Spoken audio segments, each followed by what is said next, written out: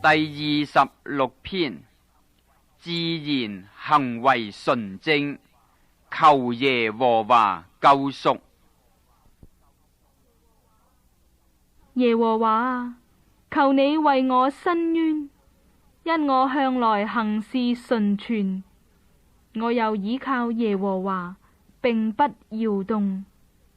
耶和華啊，求你察看我，試驗我，熬煉我的肺腑心腸，因為你的慈愛常在我眼前，我也按你的真理而行。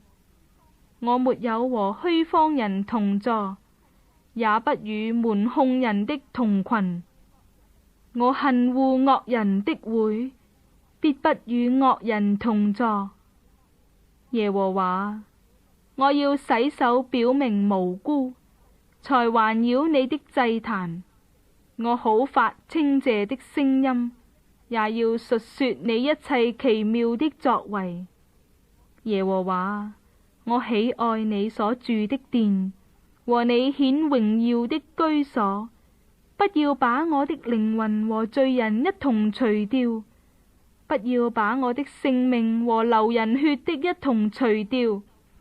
他們的手中有奸惡，右手滿有賄賂。